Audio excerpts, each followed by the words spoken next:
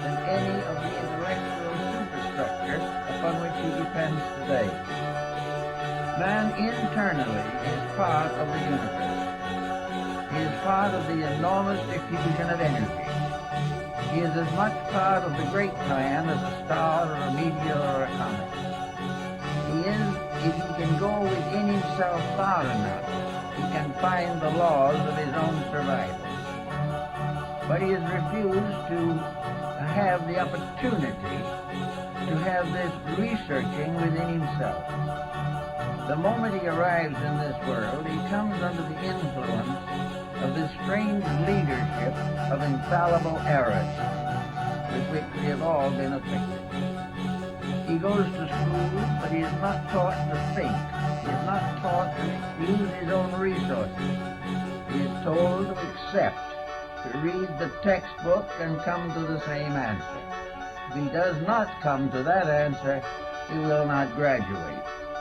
And if he will not graduate or does not graduate from school, then he cannot enter the institutions of higher learning.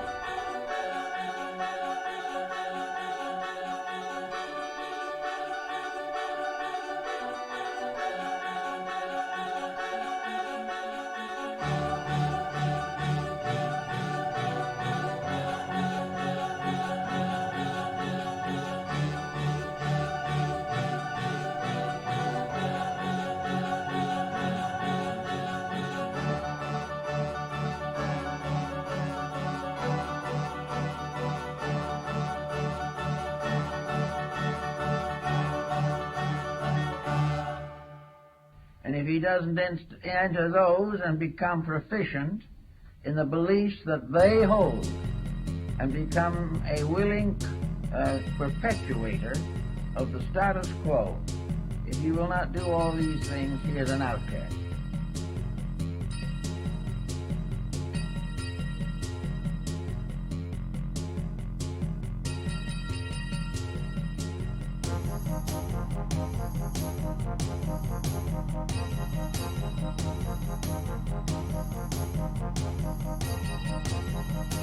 Oh.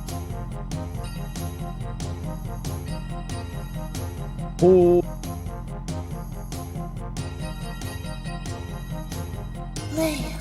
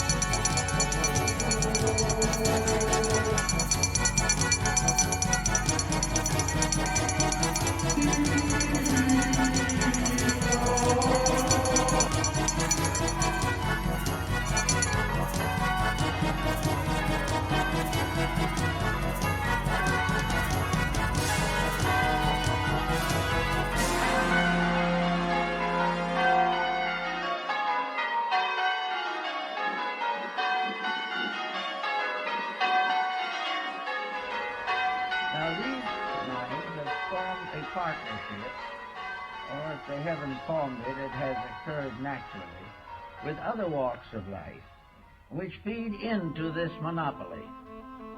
These other walks of life, for example, one of them is the psychosis of wealth. They have tried to make every human being subservient to a colossal ignorance simply by offering a reward.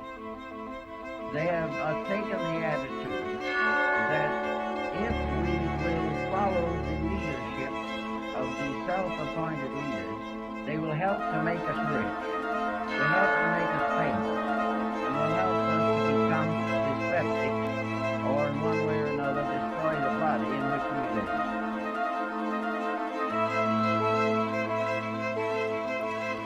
It's the early show.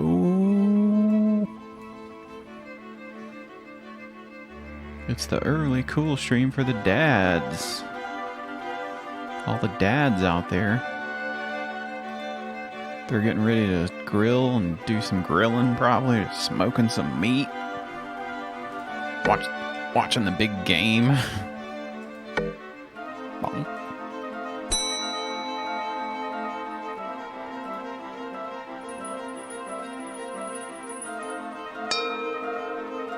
Watching the big game. So we're doing the cool stream for the dads today. Because that's the day, and this is sort of a dad kind of topic, I guess. A lot of dads in the Mason dads, I guess.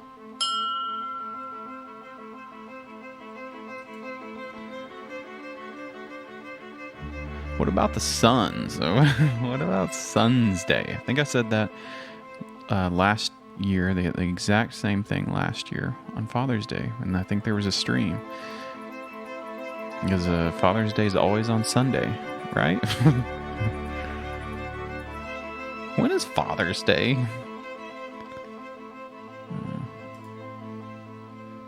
It's celebrated March 19th in the Middle Ages. It was founded by Sonora Smart Dodd. What's up? What is up, everyone? Father's Day complements similar celebrations honoring family members such as Mother's Day, Siblings Day, and Grandparents' Day. What? I don't think we have that in the U.S.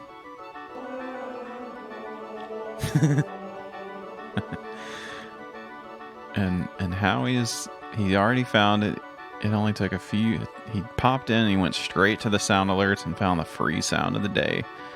We got some chanting going on. That was the only thing I could think of to put. Doesn't really have anything to do with the Masons, but it kind of sounds like they would be in there in their crazy masks doing some chanting and stuff. Father Day. Bom, bom, bom.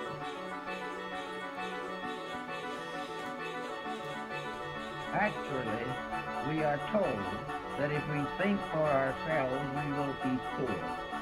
If we think as we are told to think by the elect, we may retire as vice presidents of some monopoly and have a grandfather's clock presented to us in recognition of 45 years of faithful service.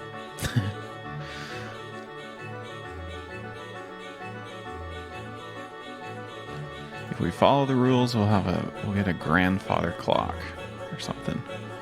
Today's episode is all about Freemasons, and it's an early episode, so it's kind of chill.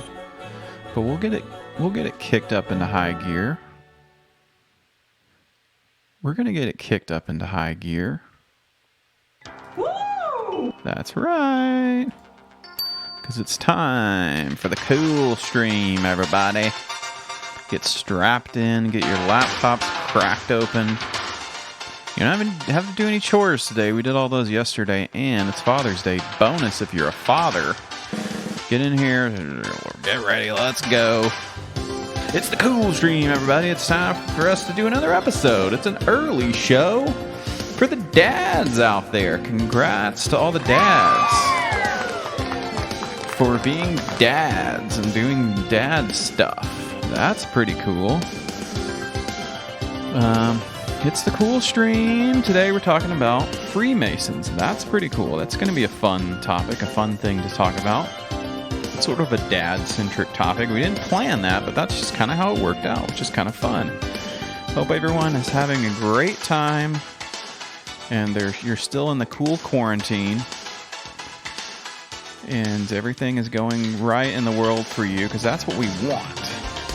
And we got a subscription. Wow! It's the Cool Stream, everybody. Thanks to Pop Deluxe subscribing for 15 months in a row. It's the Cool Stream Dad Edition. Wow! That is crazy. What? Oh my word. What up? That is crazy. That is crazy. It's time for the Cool Stream, everybody. It's going to be a fun episode. It's going to be a long one. I haven't seen you guys in a while. It's been a long time since we've done an episode, because now we're on the old 2-week schedule. But we're back again. Oh, it's the Cool Stream. We got a crazy, weird, and fun topic today. I'm excited for this one. It's going to be fun and weird. A little bit conspiracy, a little bit other stuff. And we're just going to dig into it and figure out what the heck is going on with this. So we've never covered anything like this before. But I thought, you know what? Now's the time. It's a super jam-packed episode full of all kinds of funny videos and websites. If you've never watched the show, that's kind of what we do. If you're just catching the intro, you're scrolling through Twitch, that's kind of what we do, is we look at videos and websites around a topic every other week. I gotta work on that tagline. It's the Cool Stream. Look at weird, crazy, weird stuff on the web. In my opinion, everyone is a dad. Bow, bow, bow.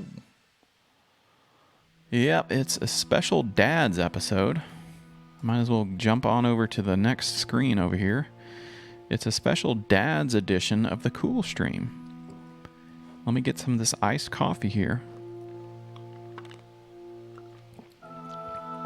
And it's an early episode too, because we had to make time for all the dads this afternoon to do dad stuff, and all the.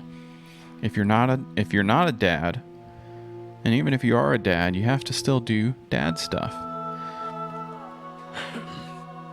And as a son, you know I'm on the hook for doing all that kind of stuff. So maybe someday I'll get to be recognized for the things that I do.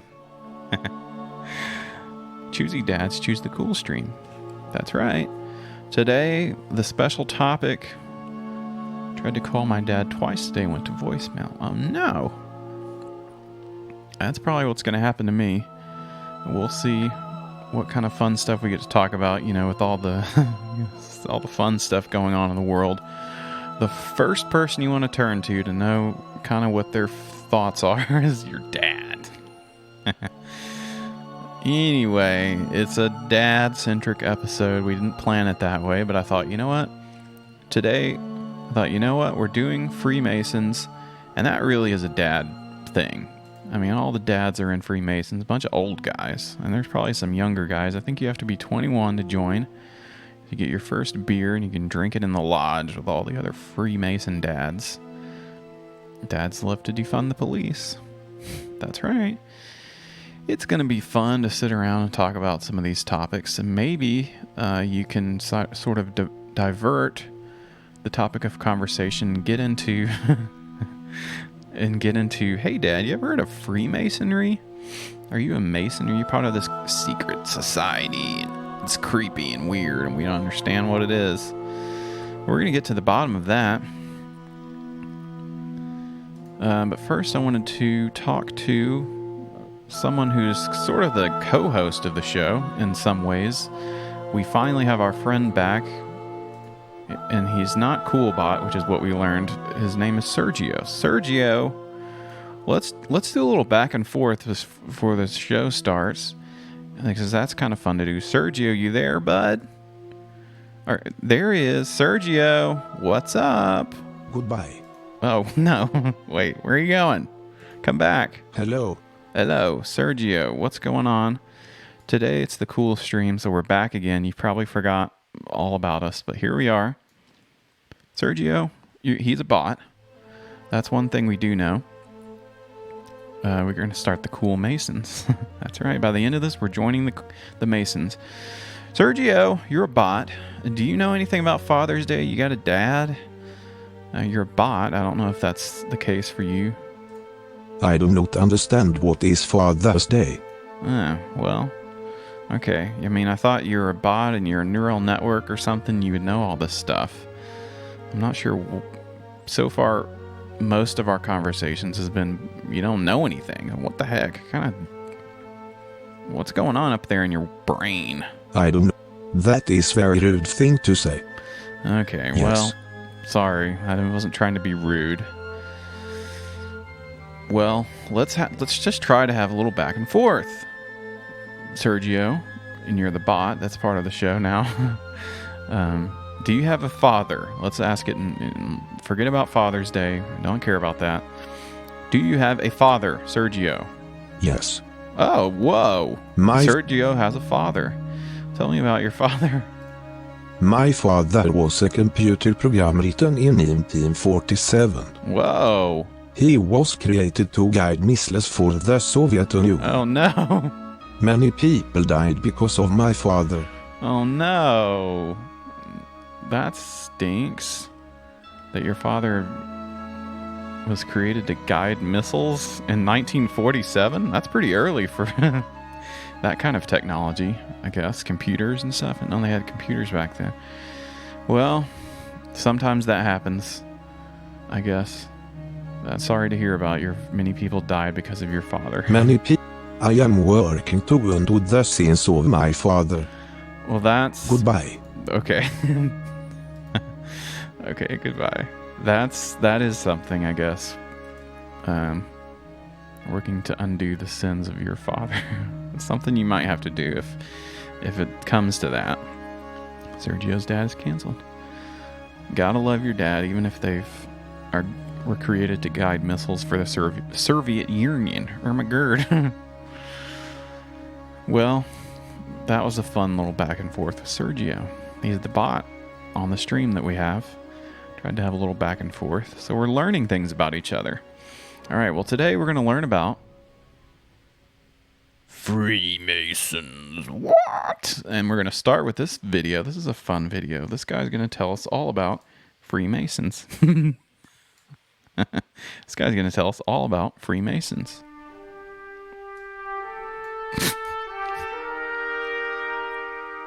Now, some may ask, what is Freemasonry? Now, you can listen to me or not, but I believe it's simple. Freemasonry Ben is Franklin. the very He's a dad. measure of a man. Look in every city and town in America, and you'll see, right out in the open, a building adorned with the square and compasses. Think for a moment. Freemasonry uses the oldest tools of antiquity. Those tools of measurement used by the stonemasons, like the square and the compasses, to demonstrate and pass on the great truths and wisdom of the ages. We use tools of measurement because Freemasonry believes a man's greatness can be measured, not by his wealth or fame, but by his deeds, his character, his truth, his tolerance, his charity, his trust, his friendship, his love for his fellow creatures. It's been said that human Fellow happiness comes creatures. from the smallest of improvements. So he that can effect positive change, even by a simple kindness, adds wealth to the common stock of humanity. Freemasonry, therefore, Wow. believes greatness can be seen in a on The man's Office. positive effect in the world, and that to do good is the best way to glorify God. Where the roots of Freemasonry began, no one can say for certain. They're hidden in antiquity, and perhaps that is best, at least for me. Yeah, I that's, became a Freemason. that's in best the- for old Ben Franklin. If some of the stuff he did was we kept in the past, you know, he got up to some shenanigans. He was the ambassador to France, and he got up to some shenanigans over there. It's him. This is really Ben Franklin. The age of enlightenment, a time much like you now live, a time of great light, where science Yep. had changed the way It's we great. live. I only wish that the moral sciences It's could great do the over same. here.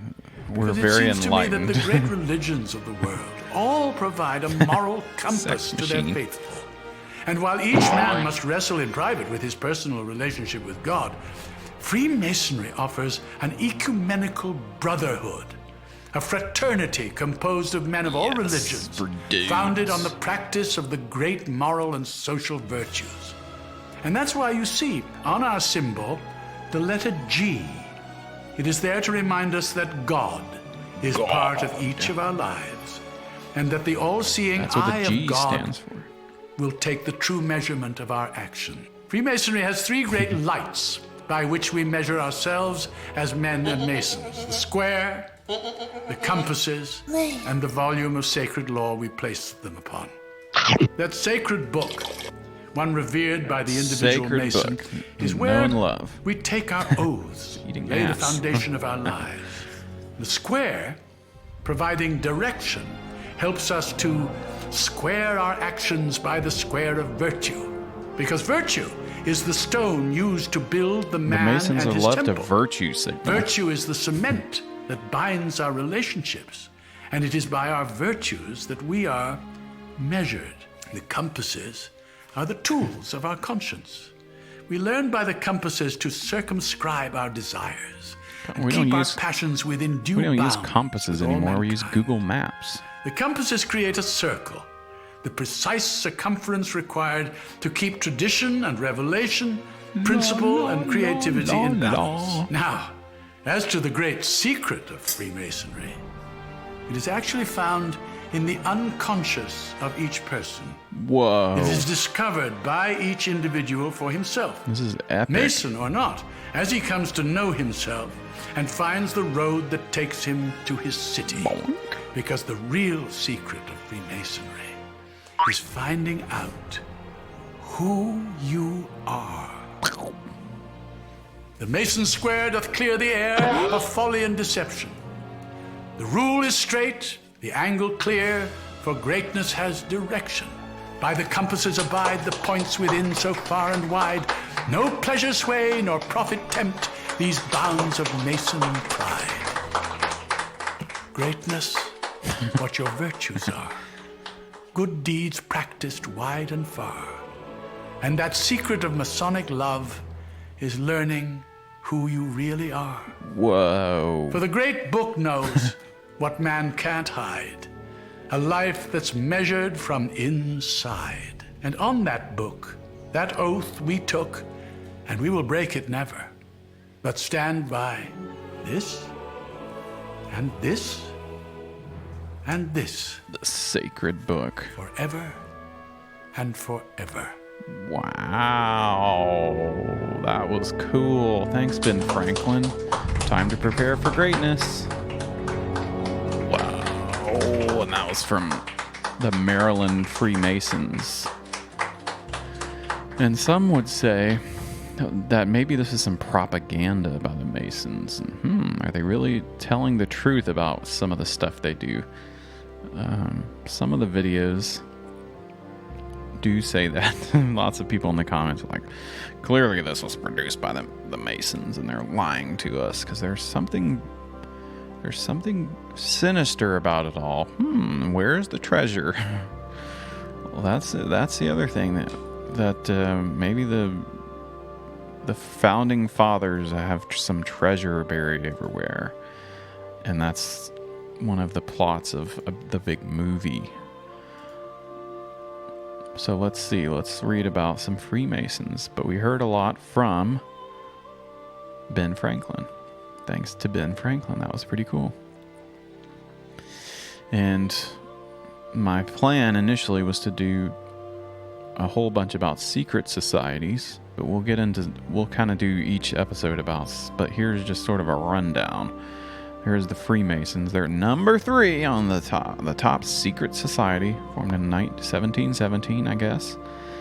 Alleged members: George Washington, Ben Franklin, Winston Churchill, Mozart, and Harry Houdini.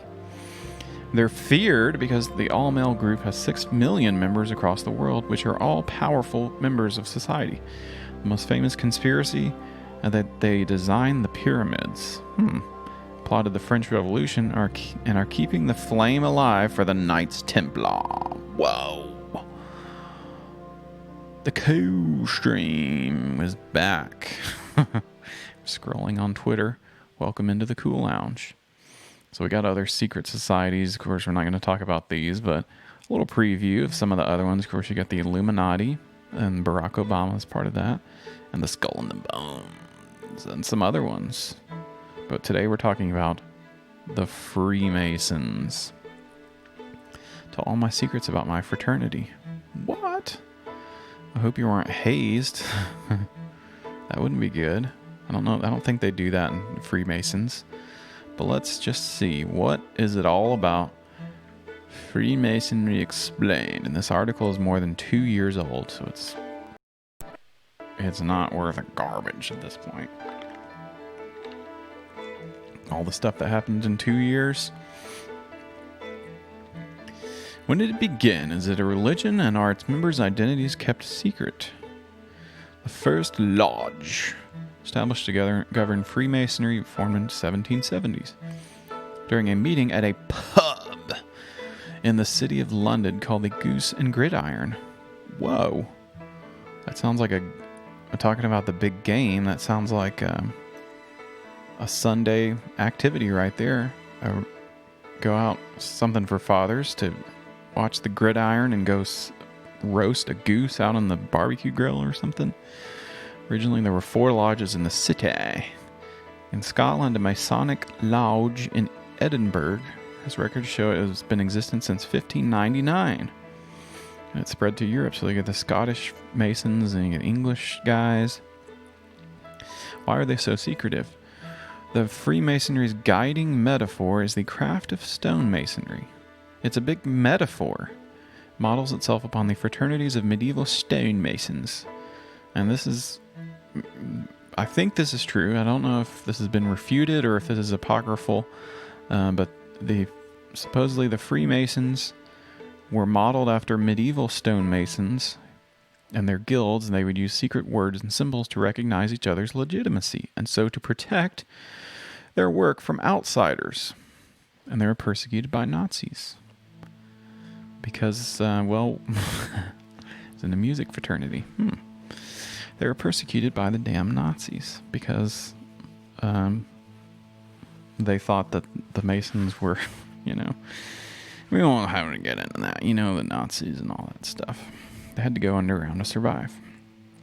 It was all a big secret. So that's the history of the Masons, is that it was supposedly started in the medieval days. They had the stonemason guilds, and they had to protect their secrets because they had to know how to make all the stone buildings and castles and stuff. So they had secrets and whatnot so that people knew that you would know what you were doing as a stonemason. And then it switched over to just be a bunch of people that were using some of those symbols and stuff and using it as a metaphor, which is kind of interesting. So, is there any substance to these claims? The Masons are expected to swear an oath they will not be involved in any act that may have a tendency to subvert the peace and good order of society by paying due obedience to the laws of any state. So that sounds good. They're law-abiding. They love to build stuff. The Parliament's Home Affairs Select Committee heard that in 1995 the Lancashire Police Authority was obliged to pay £70,000 to a son. They were assaulted and arrested and prosecuted after stumbling on a Masonic dinner being hosted by a lodge dominated by police officers. Oh no. The committee heard that a police officer who investigated the fracas was a Mason and was the manager of the hotel where the dinner took place. Holy crap. They stumbled upon the Masonic dinner of police officers. Whoa. Who knows what was going down there? They got beat up, I guess. That's weird. Is it a religion? No. But they do believe in God, the superior being. And anyone who's you have to believe in God to be in Masonry. Anyone believing in a single deity may be admitted. Rudyard Kipling. He wrote a number of poems about his fellow Masons who were Muslims, Hindus, Sikhs, and Jews. In theory, all discussion of religion and politics is prohibited within lodges. Whoa! Now that sounds like a good thing. Sounds like my Thanksgiving dinner. Religion and politics is prohibited on Thanksgiving. And I hope that might go for today and Father's Day. Let's not talk about politics or religion. Let's just talk about dads and Freemasons. Individuals, they can declare themselves if they wish, and the names of senior officers of the Brotherhood in England and Wales can be found in the Masonic Yearbook. Others who've declared their membership include Reverend Jesse Jackson, the former astronaut Edwin Buzz Aldrin, and musician Rick Wakeman. That's cool. He was in Rick Wakeman. He was in Yes.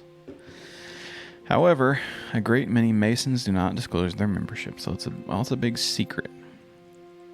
It's all a big secret, and that's where all people think something weird's going on, because it's a big secret. Here's the Fundamentals of Freemasonry by Norman Williams Crabb. Norman Williams Crabb. There's all kinds of stuff on Masons.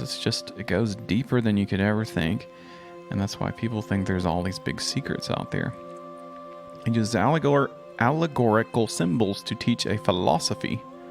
He's the owner of a lonely heart. He uses allegorical symbols to teach.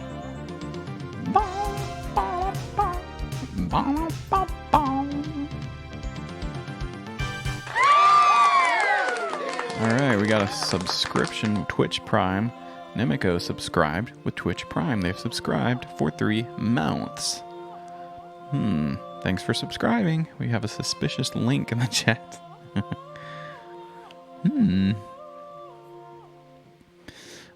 They use allegorical symbols to teach a philosophy concerning the nature of the creator, the origins of the universe, all that good stuff. To get a truer understanding of the nature of deity requires a long-term commitment of study. So the Freemasons are put on the path of the study, initiated into the fraternity, a westernized religious mystery school. Whoa. You gotta study the rituals and do all that stuff and have deep mystic revelations. It keeps alive the knowledge from generation to generation. And I'll pass it down from dad to dad. It's not a religion, and no one dogma is professed as being particularly Masonic. And it's not a place of worship. It's like a classroom. It's like the Grey School of Wizardry. It just teaches you occult philosophy to lead the initiate towards the essence of religious thought. And there's a lot of Masons who are connected with some of this occult philosophy. This is from Theosophy, a website about Theosophy. And apparently the originator of Theosophy, Madame Blavatsky, you remember her from Magic episode? She just keeps coming up on every other single episode. Like what was it called? All the guys, the Ascended Masters and Magic. Apparently she was a big fan of Freemasonry, and that helped inspired some of Theosophy, which is kind of interesting. And we'll get to it later, but our favorite magician guy was a Freemason, Aleister Crowley, and that's why people think he's evil.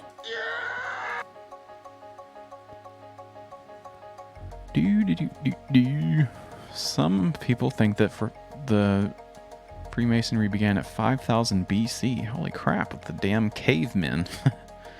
Or maybe with the Egyptians. They said that the pyramids were created maybe by Masons. They got all kinds of different Masonry lodges. And there's different degrees. You have the apprentice degree. That's your birth into Freemasonry. The fellow craft degree represents the learning years or manhood. And the master Mason degree is a symbolic death as one man and resurrection and reincarnation to a more perfect life as a master Mason, an adept in the art of life, A man with secret knowledge, a Gnostic. Whoa. Now this is getting into some weird stuff. The Gnostics. Progressing through the degrees of Masonry, they have to learn secret knowledge and seek truth and all that stuff. The signs are esoteric and they have allegorical meanings. It applies to harmony. It symbolizes balance by reminding us to be level in our action.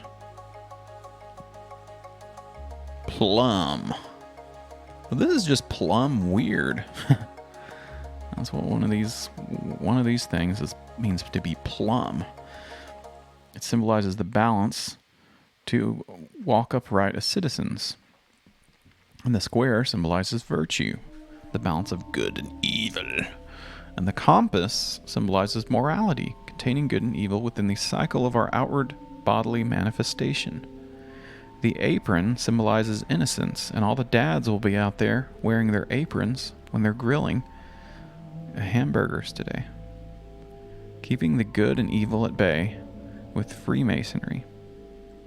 The rule of the Masonic Order. They're self-ordained holy men. And they seek the truth. This is kind of a cool website. Philosophy. And birders.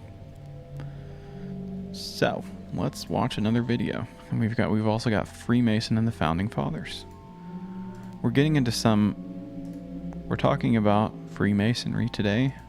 And some of our first videos are going to be sort of the normal stuff about, of course, we had Ben Franklin, and then we're going to get into some of the weird stuff, because that's what you came here for. It's what you know and love.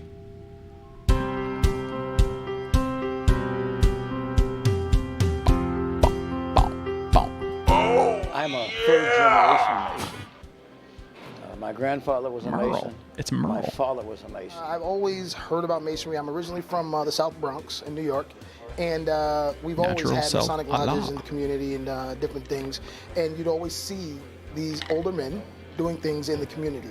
The I wanted dads. to do something with the community, but it was always easy to find another excuse. The biker. And I knew He's a that if I biker for joined Trump. Freemasonry, I'd have a Probably. bunch of like-minded individuals that would help get me out into the public doing community work.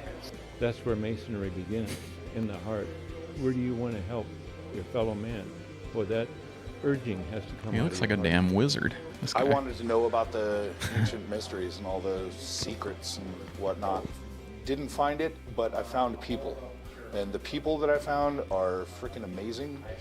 The secrets are really within you. So it was a way to, for me at least, to find a place where I could go on that journey and find the secrets within me. That's cool. And certainly That's over nice. the I want to years, be a I've- Mason now. I've learned a lot. I don't know anybody who's a and Mason. Hope that I could pass that on.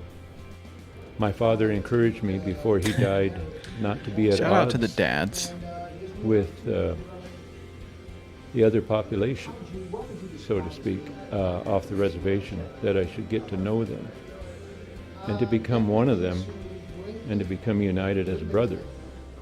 And he says, and you will be a better man before it. And Find a better man. that is my reason for it. Now that I understand some of the deep secrets, doesn't mean I'm going to stop. You get the opportunity to do things for family. You get opportunity to do things for community. And more importantly, it helps you look into yourself.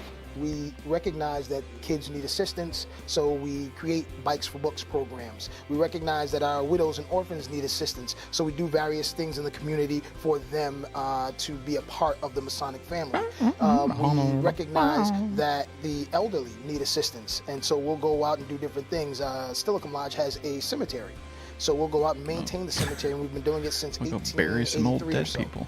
So yeah, we do a lot of good things in the community. It's just that the community doesn't know the men that are doing them are Masons. Because the purpose is to find out who you are. We need to let them know. And you That's what actually we're- go through a journey. That's what we're doing you today. learn a lot, not only through like the craft, but on your propaganda. own, because it incites thought. That's It right. really sparks something inside of you that's so important to really dive in and find out who you are and grow and evolve. Wow! It's some we don't know. Is this some propaganda? Let's see if we can... I'm going to scroll down. Hopefully I won't reveal anything too weird. And see if there's any... What about Jesus Christ? Be sure to look out for false claimers. I see all these symbolized in the media. Route 91 Harvest, Amtrak, 9/11, the end of the numerical line. Illumination. I want to join. Black Panther wants to join. I want to brainwashed new teenage member boys. Jesse. So yeah, people are not we're talking about Masons. There's Washington. This will be a good transition. I did mention the big movie, National Treasure. Freemason and the Founding Fathers. Many Americans celebrate our Founding Father, and this will go good with July 4th, Independence Day. We can all celebrate by doing some masonry stuff, and there might be some Masons out there who are interested in building stuff, building things out of stone. They're interested in building the wall. I bet there's a lot of Masonic Trump guys out there. Like, I'm here, I've got my compass and my square and my ruler and my trowel, and I'm ready to build the wall. So, what not a lot of people know is that many of the Founding Fathers were also Masons. Okay? Including old George Washington, Ben Franklin. He led the Pennsylvania chapter because he was a Philly guy. Masons don't talk politics. Oh yeah, that's true. They don't. That's good. That is, if they did, we might know what some of them would say. Maybe. Hopefully not. Maybe the Masons are woke. I don't know. Paul Revere led the Massachusetts chapter. John Hancock. He led the calligraphy chapter. And Chief Justice John Marshall greatly influenced the shaping of the Supreme Court. It's believed that about 9 of the 56 men that signed the Declaration of Independence were Masons, and about 13 of the 39 that signed the Constitution were also Masons. And George Washington is the most famous Freemason. You can see he's wearing his Mason apron, which is very special. He's wearing the special apron. There he is. And the trowel. So that's where some of the conspiracy comes from, is that the Founding Fathers were Freemasons. We don't know what their political agenda was. It was like Howie said, they don't talk politics. And, they probably hated England and the king. They believed in freedom. And they were Freemasons. Over many years, many scholars, they tried to dig up the files. And they had some trouble finding the computers that the Founding Fathers used. Pretty old. They tried to understand what the Masons were doing, founding the United States. They didn't have much luck. The Masons took great pride in ensuring their order stayed private and was not known to the outside world. Masons who were in the public eye, like George Washington, Ben Franklin, did not openly connect their political views to their Masonic association, without any concrete evidence. And that's a good pun on the Masons stuff. Concrete evidence of what the Masons believed. It's left to open public speculation. La la la. A view that's shared by all the Masons during the Revolutionary period were the ones pushing for America to break away from Great Britain. I mean, they all hated England. What influence Freemasonry may have had on the life and character of Benjamin Franklin can only be conjecture, but it did influence him and his contemporaries in the great struggle for American independence seems beyond doubt. And it was great stuff that all these guys did for America. And they helped liberate us, and we're all free, and everyone was free after that, and it was great. So, what else do we have? We also have a JSTOR Daily. It's where where news meets its scholarly match. The strange history of Masons in America. We're going to get to some of these weird videos too. I got some good ones. I'm excited to play some of these, but we're trying to lay the groundwork, the foundation, if you will, and that's another Mason pun for you, I guess. Is it a pun when it's just a reference to something? We're trying to lay the foundation for some of the weird conspiracies too. Take out a dollar bill. I don't have one. I only use digital currency, Bitcoin. I don't have any dollar bills. I'll take out 0.001 Bitcoin and look at the back on the left. And maybe the Masons could have some cryptocurrency. The Mason coin. On the left side, you got the American Eagle. My favorite store in the mall. RIP to all the malls out there. American Eagle symbol is a seeing eye in a pyramid, placed there for no apparent reason. But for those in the know, the eye above the pyramid is a Masonic symbol, produced by a secret society. In Masonic lore, the pyramid symbol is known as a sign of the eye of God. They've been criticized and praised. George Washington reached the top of the Masons in 1753, securing the leadership role. He was not alone among the founding fathers. There's a bunch of Masons who founded the United States. In Europe, the Masons were known for plotting against royal governments. Whoa. Mason thought influenced American history. They were opposed to the claims of royalty. Strong influence on the development of the American Revolt. And they were known for their opposition to the Catholic Church. And then we'll get into that, I guess. I think I've got some stuff. The Catholic Church has denounced the Masons. They hate them, and they're against them. And I think there's some videos that I have about some Catholic shows talking about how the Masons are bad. So they didn't like the Catholic Church because they're another international organization that competed for allegiance. They just wanted to be free. So anyway, that's the Masons. Their theological views created friction with the Catholics and the Lutherans. The group fell under widespread suspicion. The William Morgan affair, when a former Mason broke ranks and promised to expose the group's secrets. And he went on whatever the equivalent of a podcast was in 1826, the Telegram or something. Or he threatened their demise. He was abducted and presumably killed by the Masons. What? The scandal. It was a big scandal.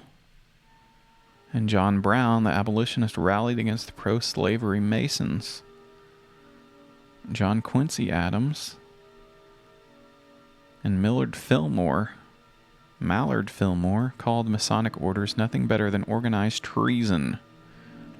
There is even the anti-Masonic party. Now, this is crazy.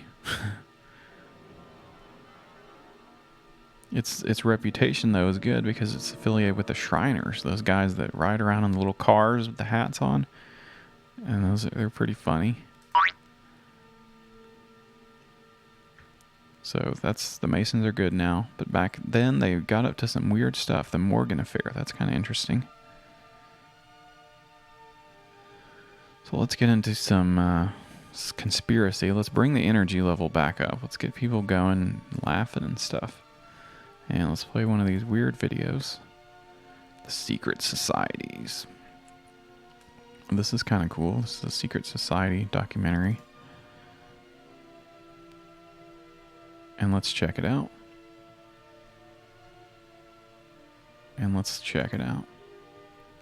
David, attesting that he had been told that 4 citizens of the state of New Jersey, later identified according to Harris as state troopers, had said they wanted to travel to the state of Maryland for the purpose of murdering Jack Harris. What? They promised to kill my wife, my children, and my person, me. Oh, crap. For revealing those secrets. Harris called the Baltimore County Police. My house was under 24-hour surveillance for 1 entire year as a result of these threats. Based on the threats, Harris got a permit to carry a gun. He swears that the violent penalties Masonic ritual demands of its Swears. members for exposing secrets are not symbolic, as the Masons insist, but real. Oh, frick. They got If anybody swords and would have stuff. disobeyed the obligation or would have no. betrayed Masonry, I would have got some officers together of like mind, and we would have eliminated them. We would have murdered them. What? Guys took it seriously. I was never told in Masonry that the oath is symbolic. Oath. Did a conspiracy forged in the bloody oaths of Masonic initiation plot to kill Jack Harris? Every time he Oh, reveals no. Masonic ritual, is he risking his life? The actual 1986 complaint to the Baltimore County Police Department describes Cops the would police never do version this. of the case. What do they have to say? The spokesman for the department explains the police response. Mr. Harris's house was not under 24-hour surveillance for a year or for any period of time at all. We got a complaint in 1986 that Mr. Harris had received third-hand a threat against his life. He supposedly exposed some rituals of a group that he belonged to. What our intelligence section did, they did some preliminary inquiries into what this group was about and if there were any historical actions taken against former members. They found nothing that would indicate that Mr. Harris would need 24-hour police protection from this agency. What Harris got, Novak says, is known as selective enforcement, an hourly drive-by from an officer in a squad car. He says that kind of surveillance usually lasts up to several weeks, not a year. Though Harris considered the threat deadly serious, his local police force apparently did not. After receiving the affidavit from the Philadelphia minister, Harris says he heard nothing more about the threat. Masons no. reject out of hand Harris's contention that Freemasonry's rituals lead to death threats. Masons say the infamous penalties for exposing Masonic secrets pick a remain side part here. of the American ritual That's right. because the members love tradition. We love it. Freemasons in England have removed the penalties. George Peter, a Mason for 48 years and the head historian for the Masons of the state of New York, says the penalties are strictly symbolic. No Mason, he says, ever is expected to injure or murder another Mason. No. People need to know that you are not binding any individual to have that happen, and it does not happen and never has happened. The penalties, They do according have to swords and Freemasons, stuff. exist instead to remind members that a man's life contains sacred commitments to family, country, and religion that he should be willing to die for. The penalties supposedly protect secrets, but Masons downgrade the importance of those secrets. They say the secrets exist only so one Mason can identify another. If we have a member that goes and Like a stone cold gives all killer. the secrets of Freemasonry, nothing should happen to that person. Death threats do not square with the principles It of seems like Freemasonry. propaganda too. In They're, no way, they're shape, hiding or something manner. from It's us. just, foreign to They the have concepts swords. of Freemasonry. According to Masons, so is Satanism. They point to the G in the American Masonic symbol. It stands for God. Gary Leeser holds a doctorate in the philosophy of religion and identifies himself G-unit. as a conservative born-again Christian. The ordained minister directed the 1993 investigation of Freemasonry for the Southern Baptist Church. Dr. Leeser is now a Mason. What? I have studied Freemasonry almost full-time for 4 years. I have read both And I thought it was Masonic cool. books and books by Masonic critics. thought And it I was have cool examined as them hell. carefully. And I have yet to find anything in Freemasonry that I would consider to be satanic. Masonic critics believe there are only two possible understandings of God and the world. One is God's side, and the other was everybody else, or Satan's side. Did the hand of Masonry try to kill Jack Harris? Wow. Without any real proof, all that remains for some is a fear of the secret society. Wow. Historians say a lot of stuff. We don't know what to believe. Look at this. This looks weird and creepy. They've got their swords and their little aprons on and stuff. I don't know what to believe anymore. Another part of this documentary that was pretty cool, that I was able to find some more clips of this, but there is a Christian TV show where they reenact the rituals, and the person doing it is like explaining what all the rituals are. And so we're gonna watch some of those. They're pretty cool. We will now at this time cover The John Masonic Memorial Ankerberg service Show. that is given to the deceased Mason at the request of the family. Usually this is given at the church or at the funeral home. The members present here in front of us are the family and friends. We will now give you the exact ritual as it's given in the state of Maryland, and in other states throughout the United States, the principle and the doctrines are exactly the same. The wording only varies slightly. The Masons are big in Maryland, I guess. The Masons are pretty big in Maryland. They go join the Masons and take the oath. And I guess that makes sense because that's where Washington, D.C. is in. So that's sort of a hot spot of Masonry. This is a funeral reenactment, which is kind of weird. So after they murder one of the people who reveals the secrets, they do this funeral thing. The Satanic Panic for Masons. They're wrapped up into some interesting history. We'll get into that in a little bit. First, we're going to watch Friends and this. brethren, we who are Masons have assembled on this have a little occasion snack while we to watch the express video. our respect and esteem for our brother, who has passed beyond our mortal sight, and to share with those near and dear to him our belief in the immortality of the soul. In this time of sorrow, when we all need comfort and consolation, let us turn reverently to God, He's dead. who in the midst of the trials and tribulations that are a part of life, can alone endue us with that quietness of spirit and that peace of mind and heart which the world can neither give nor take away. Let us pray. Take your Mason hat off. O God, our Father in heaven, praying to Satan. Thou art the giver of life and light and love, our help and solace in times of trial and sorrow. Thou hast assured us that when we walk through the valley of the shadow of death, Thou art with us. The corpse. Thy rod and thy staff comfort us. Thou art light and our salvation. This is kind of weird. I mean, our this refuge seems and like our a weird. strength in every time of trouble. It's just a funeral. We thank Thee for the life of our brother. We thank Thee that he was one of our fellowship. But he revealed too many and that secrets, we were and he had to privileged go. to labor with him in the He had to mystic get tie of brotherhood. We are grateful to Thee for the precious memories of him which we shall always carry in our hearts.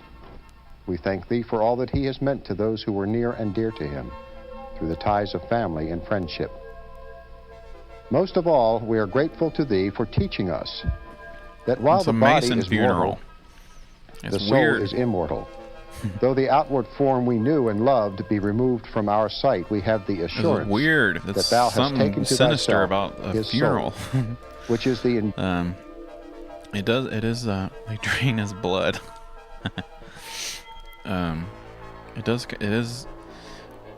It's pretty Christian inspired, and it does remind you of all the different fraternities out there, the Lions Club and the Rotary and all these other Shriners and all the clubs and stuff. It's not a whole lot much different than that, but because it has these weird symbols, and because it's an old-timey thing, people think it's a big conspiracy.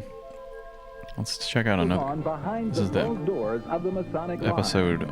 In our prior program, a 32nd Oh, wait. degree Mason I like met this with a music. Christian scholar to find out whether or not Christianity and the Masonic Lodge were compatible. Look In at that hair. program, our Masonic guest said the ritual was the authoritative source for all Masons. But what is the ritual for the first 3 degrees of Masonry? What does it teach? Tonight, you will find out.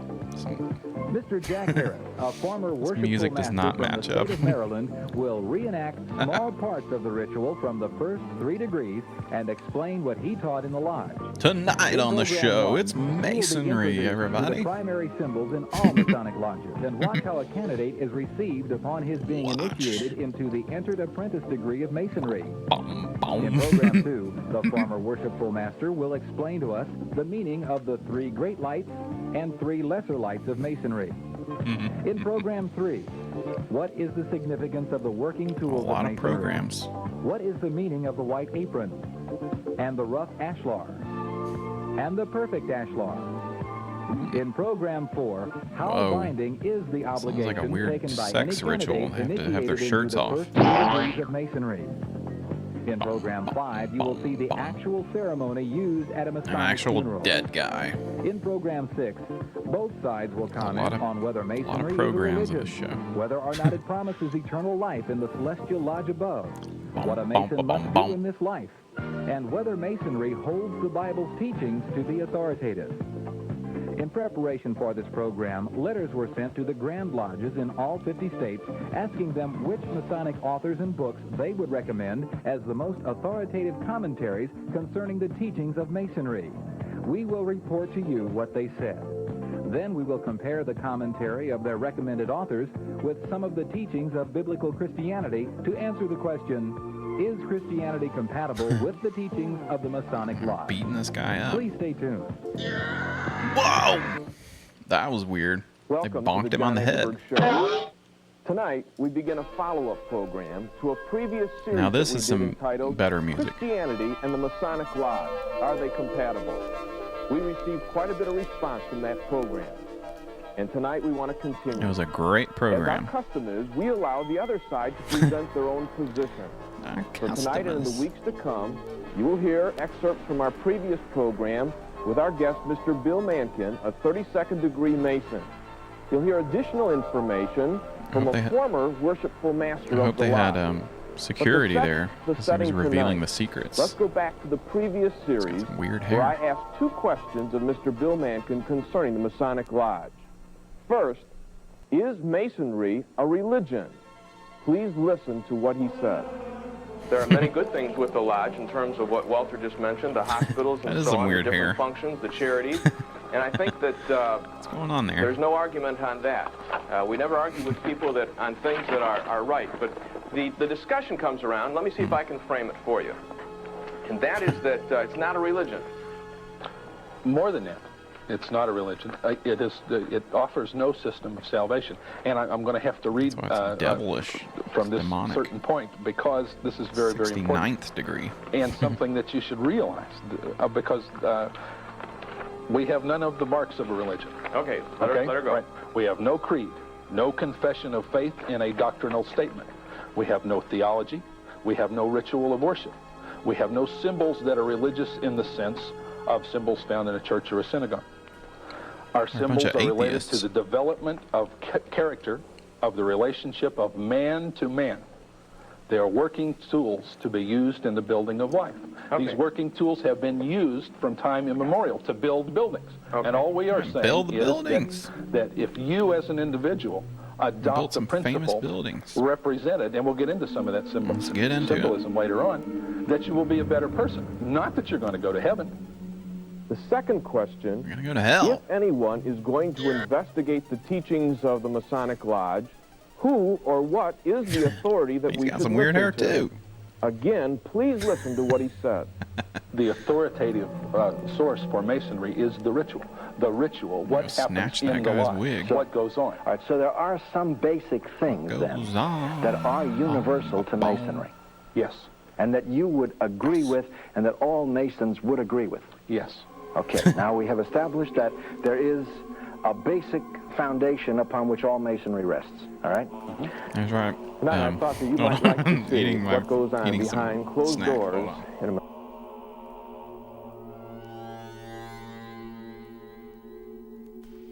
Yes, there's a basic foundation on which all Masonry rests. And maybe, I don't really know what that is, but, you know, like it's a building stuff. You just put it on the ground and start building stuff. Okay. Masonic Lodge room. What goes and we're on? actually going to recreate for you some of the ceremony, the ritual. Yes, this is what in we the want to Blue see. Lodge, the first 3 degrees of Masonry. Why? Well, you just heard Mr. Bill Mankin, a 32nd degree Mason, explain to you that he thought that Masonry cannot be considered a religion. Why? Because it has no creed, it has no theology, it has no plan of salvation. But he did say the way that you find out, the way you measure that, is by looking at the ritual. And tonight, if that's the authoritative source, I thought that I would like to show you the ritual that you decide for yourself. There we Now, go. we needed to have somebody that was knowledgeable, somebody that would be considered knowledgeable by Masons across the country. Who could be more knowledgeable than a worshipful master of the lodge? And tonight we actually have a former worshipful master, a man who led over 600 men in his lodge in Maryland, who initiated many of those men into the lodge.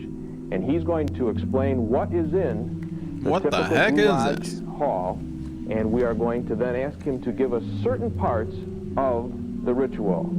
It'll be exactly word for word those parts that we duplicate. But we're not going to give you all of the ritual. That would take about 5 hours. But the parts that we give to you, you will find are word for word what is in most of the lodges across the country.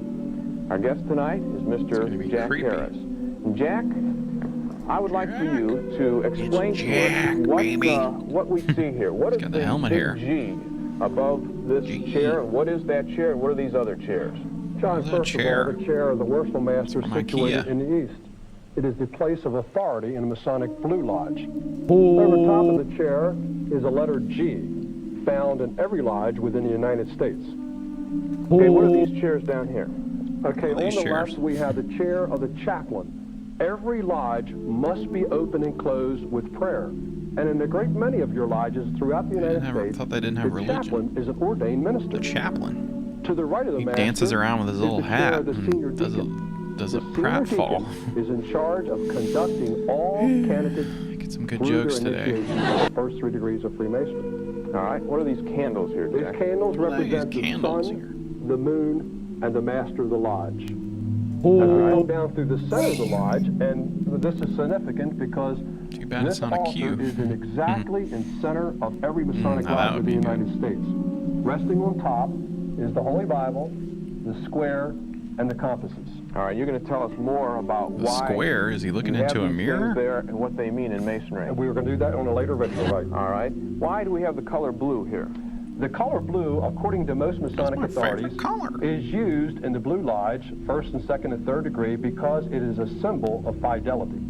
All right, Jack, tell us, what is the south wall all about in the Masonic Lodge room? Okay, the south wall is the principal place where the junior warden of the lodge sits. Okay. To his right and to his left are the chairs of the junior and senior stewards of the Masonic Lodge. All right, you're going to tell us why you have, and you call it the south wall, and then you've got the west wall over here. That's A little correct. later as we go along, and the people will see how these chairs are used. Yes, that's correct. All right, describe what do we have over here on the west wall? Okay, the small chair on the left is a chair of the junior deacon. I who's don't in really care charge about of these admission chairs. of all candidates and Let's also get the into rest of the when they lodge. start beating this guy up. Oh.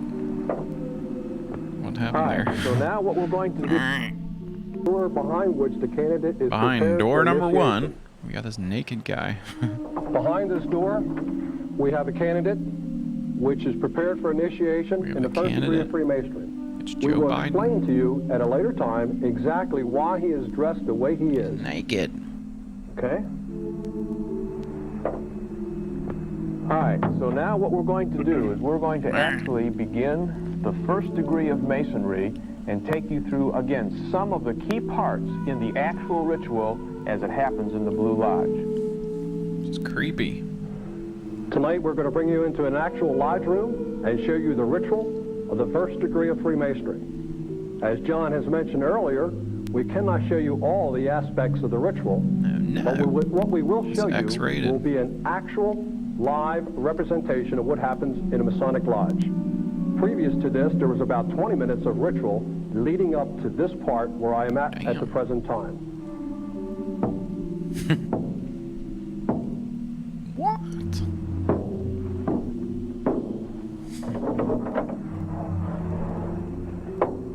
Who comes here? John Smith, a poor blind candidate who desires to be brought from darkness to light, who wishes to receive a part of the rights and benefits of this right worshipful lodge, erected to God and dedicated to the Holy Saints John, as many brothers and fellows have done before him. Is it of his own free will and accord he makes this request? It is. Is he duly and truly prepared? he is. Duly By and what other truly. right does he expect to gain admission? By the right of being a man, freeborn, of good report, and well recommended. Being all this, he will wait a time with patience until the worshipful master is informed of his request and his answer returned. All right. Get back in the closet. Before we continue with the ritual, I would like to make some comment about the part of the ritual at the door that you have just seen. Bunch of dorks. Albert Mackey, one of the world's leading authorities in Freemasonry and respected in his interpretation of the rituals of Freemasonry, has made this comment regarding the scene that you have just said at the door. The book is called The Manual of the Lodge, page 20. This is lame, boring. He stands at the portal of hell, his Masonic life. Well, we're going to talk some more about Masonry. And we're going to take a little intermission. I have to go to the bathroom, drink too much iced coffee. We're going to play some creepy music. Just give me a minute here.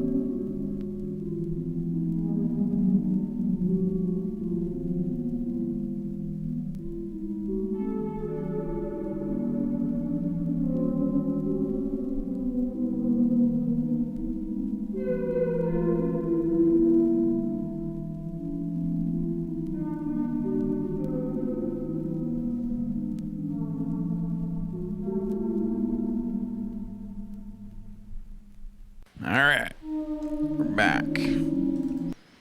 So we're going to talk some more about the Masons, and let's read some more. We love to read. We do have more videos. We love, oh God, we love the videos. Let's play some more of this creepy music. What do we have for things to read? Some different esoteric weirdness. Masonic history. We want to get into this Masonic guy. I was looking up some different Masonic lodges, and they have lots of weird names. And they have the Cryptic Masons.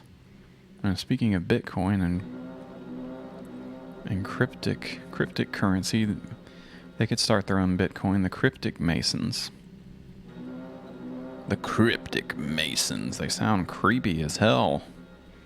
But it's just very philosophical and teaches its ideals by allegory. So that's the Cryptic Masons. The requirement in Freemasonry is a professed belief in God. It's mandatory that a man profess a personal faith in a belief in a supreme being. Now, I didn't say which one. I guess you could be a Satanist. He's a supreme being. The devil. Ancient Cryptic Masonry centers around the story of preservation, loss, and recovery of the Word. It's the Word of love. It represents man's search for life's purpose and nature of God. Symbolic Masonry, as in the Lodge, teaches of the loss of the Word and hope for its recovery. Royal Arch Masonry teaches its recovery. Cryptic Masonry completes this story by teaching the Word's initial preservation. It's the Cryptic Masons. The Royal Maester and Select Master appeared. Traveling Masonic lecturers throughout the East were conferring with the Masons while engaging and instructing in the craft. And now this is starting to sound like some creepy witchcraft or something. Cryptic masonry. It's creepy. The vault. They have a vault. Biblical students and archaeologists know of the vaults or crypts beneath King Solomon's temple. Masonic degrees were probably not actually conferred in these vaults, but there's a legend throughout Freemasonry. The legends form a beautiful allegory or story. The vault was therefore in the ancient mysteries symbolic of the grave, for initiation was symbolic of death. That's creepy. Where a lone divine is to be found. The divine truth, that is. This is creepy. The treasure. There's the Masonic treasure. The biggest treasure of all. I don't know if I have anything. I thought that I did about the Knights Templar. Let's talk about these guys. That's where the treasure comes from. And we're connected in with King Solomon's temple. It's kind of an interesting story. It's interesting, the secret seat of the Knights Templar. From the Indiana Jones to the Da Vinci Code, the legendary figures of the Knights Templar loom large in modern imagination. It's an epic tale and traces the Knights Templar. Final years can be seen for those who look. And there's some of these in Paris. The Knights Templar began in 1099 when Catholic armies from Europe captured Jerusalem from Muslim control during the Crusade, and the Europeans went into the Holy Land, but many were robbed and killed, passing through Muslim-controlled areas during their journey. So these French guys created a military army of soldiers called the Poor Knights of Christ of the Temple Solomon, later simply as the Knights Templar. The elite order of the Knights. Oh, this is starting to sound cool. This is like some Game of Thrones stuff. The Knights began to amass a great fortune because they were protecting the big temple. Because the grateful pilgrims were showering them with riches in exchange for their protection. They were giving them turkey and dressing. All right. The power of the Templars grew exponentially. And the Pope gave them extraordinary protection. They didn't have to pay taxes, and that must be good to not have to pay taxes. And King Louis donated an estate to them, to the Knights Templar. The night is dark and full of terrors. And there is actually some characters, and we're not going to get into Game of Thrones, but there's a certain some stuff is based around some history of the religious warriors in that book. It's pretty interesting. So they had all the kinds of money and stuff. So this is all about the King of France and the Knights Templar. They were a powerful state within a state. They were resolved to bring the order down by any means necessary. They must destroy the order. He had scores of Knights Templar rounded up and arrested and accused of devil worship and other stuff. So the Knights Templar, they were protecting Jerusalem. And what other Knights Templar stuff? So it mentioned the King of Solomon, King Solomon's temple. So there's a connection here. It's the most important legend of Freemasonry. It would therefore be considered its history and meaning and blah blah blah. The discussion of one of these important figures, a mythical character named Hiram Abiff. It was proper to inquire into the meaning of his name. And he was mentioned in the scriptures by the king of Tyre in a letter written to him to King Solomon. The writer of the narrative is recording the work done by him for Solomon. And another translation of the Bible, they changed it to Hiram Abiff. We're gonna try to figure out who is this guy. He was a cunning and skilled artist who was sent by the king to to assist King Solomon in the construction of the temple. Well, let's see. Man, this is he was selected by the king of Tyre and sent to Solomon as a skillful, preeminent skill in working and creating the interior of the temple and fabricating utensils intended for the sacred services. Is the master in his art and calling. This is a long article. I wanted like a little quick thing. He was the legend of the temple builder. He's connected to the ritual within the symbolic history of the temple. Good Lord, this is kind of hard to read, this stuff. There's a lot of stuff in this article. Let's see if there's a video for this. Anyway, King Hiram Abiff. He's a famous... Some of the stuff is in masonry. And then you have the Knights Templar were helping with protecting King Solomon's temple, wherein they believe that the Ark of the Covenant was considered the Michelin Man, the King of Tyre. The Ark of the Covenant was said to have been underneath King Solomon's temple, and the Knights Templar were there, and maybe they ran off with it. Who knows? Well, let's see. Let's watch a video, because we didn't really understand that article. We're going to figure out who is Hiram Abiff. He's an ancient man from the Bible. Who was Hiram Abiff? I don't know. Every Freemason, and indeed anyone interested in Freemasonry, must have asked themselves who the hell is that this guy? Question at some point. In Masonic teachings, Hiram Abiff is the architect of King Solomon's temple, and his story is one of faithfulness and death before dishonor. But more than that, Hiram Abiff, or Adoniram, as he is known in some texts, is the template of excellence in Freemasonry and appears throughout the centuries in many Masonic degrees, in various guises, lessons and references. A figure of virtue, justice, skill and honour. If Freemasonry has a hero, that hero is Hiram Abiff. In craft Freemasonry, the third degree, a better or hero raising, might be Superman. is Batman. for many Masons an extremely moving and symbolic experience. Central to the degree is the figure of Hiram, and so important is he that it seems necessary to understand Hiram to truly understand Freemasonry itself.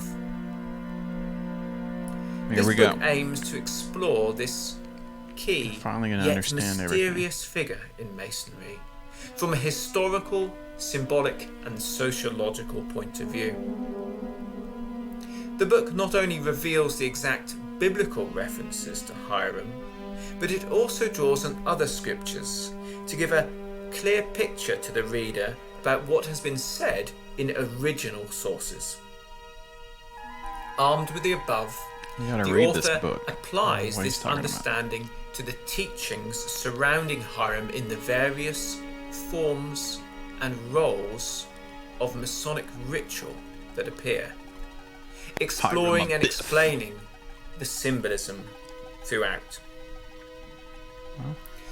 The author then goes on to compare Masonic teachings with other ceremonial traditions that involve a slain and read this risen book. figure, some with striking similarity to the enactment of the story of Hiram performed in each and every Masonic It might be lodge. important for us to know what is the story. I Drawing think that's what on we're his missing here. extensive historical and See if I can find it. anthropological knowledge, the author takes us on a tour examining countless traditions across the world and showing the reader what possible links there could be to the secret rites of the Knights Templar. The secret Knights of the Knights Templar. I guess I ought to read this book. The story of Hiram Abiff. So let's try to figure that out, and then we can move on. Because it hasn't revealed, we don't know the story, so it's kind of not making too much sense to me at the moment. And then we'll get into some other weird stuff. And then we'll have to end the show. He dominates the craft of Freemasonry. All these freaking websites, it's hard to figure out what they're talking about. Hiram, like many notable men in the history of the world, was distinguished in the manner of his death, as that it set forth in the legend. The dramatic circumstances attending the tragedy are what give amplitude to his biography. All that is known of him is contained in the volume of Sacred Law.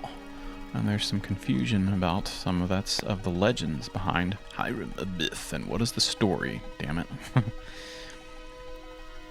Send me a man in cunning and gold work and silver and brass and iron and all this other stuff. I can skills blah blah blah. This is from the Bible. I guess I should just read the Bible instead. I've sent a cunning man, the son of a woman of the daughters of Dan. Dan. He's a famous dad from the Bible. Dan. Remember that guy? Alright, the widow's son of the tribe of Naphtali. This is not... we need the Cliff Notes version of this thing. It's taking so long to figure it out. What the hell they're talking about. Damn it. Who is this guy? What is the story? Here we go, 10 interesting facts. That's what we need. We don't have time to read the whole story. And I just thought it would help reading about this. Now it's really causing some problems. Alright, the top 10 facts. He's the central character of the thing. The legend is the focal point of the third degree, the ceremony of the Freemasonry. So we already knew that. Solomon held 80,000 Masons at work, and the son of the king of Tyre was one of them. Many Masonic leaders do not relate the document to the actual speculative Freemasonry. Hiram Abiff, the king of Tyre, sent King Solomon his namesake, the prince of architects, the wise Solomon was the Grand Master of Lodge of Jerusalem. Okay, well, what happened to this guy?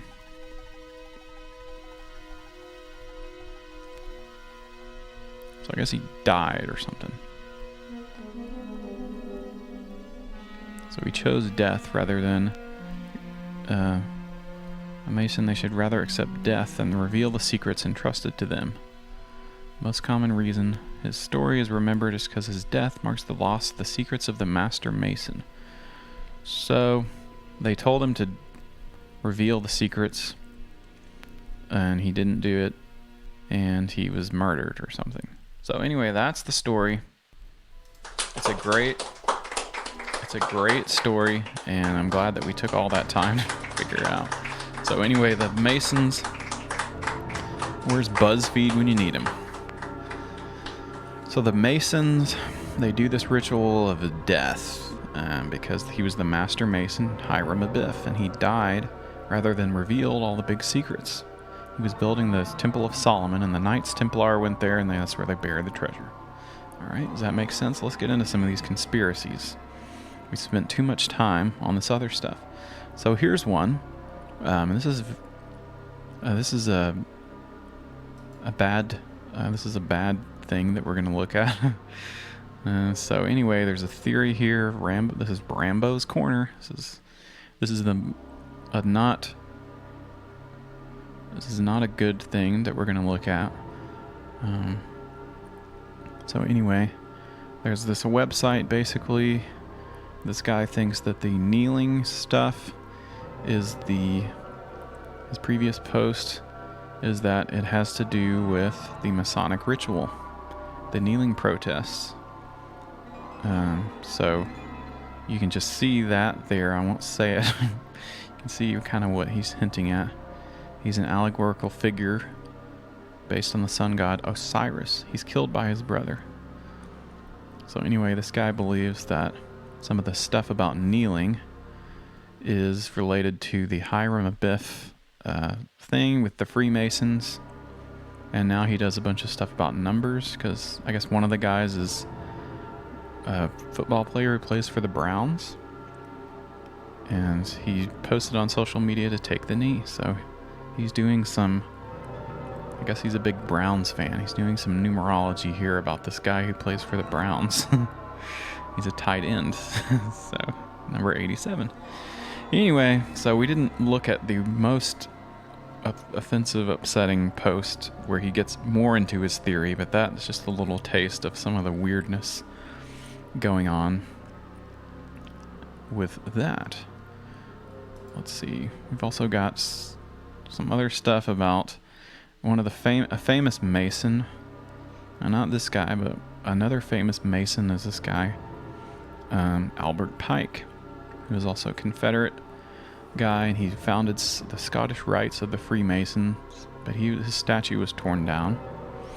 And so this guy's talking about that in his blog post, and he's talking about how that they've talked about it as that it's a Confederate statue, but it's actually not, is what he says in this post here, that was erected by the Scottish Freemasons. It doesn't have anything to do with the Confederates. And that actually was, Albert Pike was a good guy. He didn't like the Confederacy, even though he was in it. He was probably a big racist guy. There's also a theory that he helped found the KKK. So anyway, Mason conspiracy was proto-QAnon. That's right. And we don't have any links about the Nazis, and well, actually we do. Even to get even worse, the Hoax of Hate.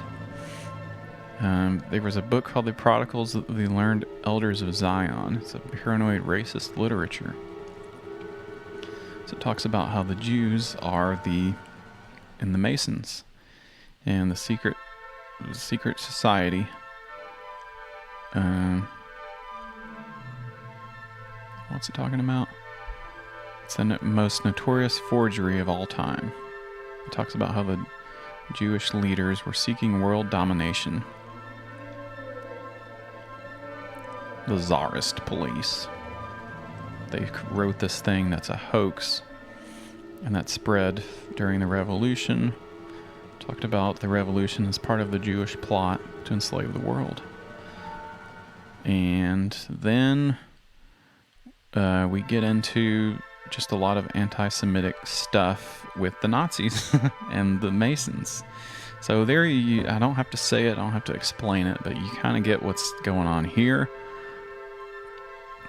So anyway, and you're right when you say the Mason is proto-QAnon, anti-Semitic Nazi stuff. That's kind of where it all begins. So talking about the conspiracies with the Masons gets into some dicey territory and some hateful, nasty stuff that we hate. But the wickedest man in the world, we love this guy. He was a Mason, Aleister Crowley. So that must mean George W. Bush was one too, because he's the son of Aleister Crowley. Remember that from the Magic episode? Okay, let's get into a few. We promised that we had conspiracies, and we told you about some of them that were not too good to think about, but we've got some that's kind of funny from the Catholic Church, or this page called the Church Militant, so that sounds good. Joined together. Now it's important to underline that while Mackey is a respected Masonic source, there are many other versions of how Masonry began. Some say it actually dates back even further to the time of Noah, while others say that the British military and political leader Oliver Cromwell invented the craft's biblical origins out of thin air. Ultimately, we know that the Masons built the medieval cathedrals, so their history certainly goes back that far, but we don't know if the craft actually goes back to biblical times or not. The organization continued to evolve following the construction of Europe's great cathedrals. Masons perfected their manual labor skills as builders, while at the same time their rituals and oaths were being shaped in the process. The next notable occurrence takes place in York, England in 926 AD. A General Assembly was convened by Prince Edwin. Now keep in mind, this isn't the Masonry we see today. However, this is the point when their annual assemblies began. It also represents an embryonic version of the Union of Freemasonry almost 800 years later. Now in 1390, the Regius manuscript was written. This is the oldest known Masonic document and is best described as a poem of moral duties. Let's get to hit this. This is kind of cool, though. This distrust of the craft comes in 1425. Let's see what this expert guy has to say. We want to learn more about the conspiracy. Was very vocal in articulating its desire to separate the church from the state as a matter of public life. And it wrote about this in its periodical called The New Age magazine. That was a title was changed to the Scottish Rite Journal in the early 90s because of the negative implications the title had. But Masons, including high-ranking Masons, in fact, Hugo Black, who was a Supreme Court justice at the time, was also advocating this position through the Scottish Rite. I mean, a complete breach of judicial ethics. During this period, from 1941 to 71, the separation of church and state being dominated by Freemasons, and then in unprecedented fashion, taking Establishment Clause cases and using the Establishment Clause, which is the amendment to the Constitution, which says that the government will not impose a religion on the people, using the Establishment Clause to eliminate religion. We're tired of the Establishment Clause. We need a new, younger, and hip clause. Like, we need to drain the swamp of the Establishment Clause. We need a new, young, and hip clause. Enough of this guy with his big white beard. So I'm talking about Santa Claus. couldn't quite craft the joke there, but you see what I'm talking about. From the public sphere, which was never the intention of the Founding Fathers, and I write about this in my books as well. And this guy read some books. He's smart. Was erected by the Masonic Supreme Court Justices of the United States. We see this in a decision called Everson versus the Board of Education in 1947. And that opened the floodgates. This is interesting stuff. What we see during this reign of Masonic justices on the court is the elimination of God from Harry Houdini was one too. All phases of life. The elimination of prayer. This guy's boring. Allegory about the Enlightenment veiled in Masonic ritual. French general and dictator Napoleon Bonaparte, and America's very own Midnight Rider Paul Revere. Famous explorers of the Louisiana Territory, Lewis and Clark. Sherlock Holmes author Sir Arthur Conan Doyle. Arguably the greatest American author, Mark Twain. It is said that Twain eventually resigned from the lodge in 1867. Irish poet and writer Oscar Wilde. In the area of comedy, there was W.C. Fields and Bud Abbott of Abbott and Costello. Circus legends, the Ringling Brothers. And yes, all of the brothers were Masons. British Prime Minister Winston Churchill. Jazz greats Count Basie and Duke Ellington. Auto giants Henry Ford and Walter Chrysler. James Cash Penny. You may recognize the store he founded, J.C. Penney. Fried Chicken Commander Colonel Sanders. Actors Clark Gable and John Wayne. Magician Harry Houdini. The man of 1,000 voices, most notably for Looney Tunes cartoons, Mel Blanc. Astronauts John Glenn and Buzz Aldrin. But it's not just historic figures that were Masons.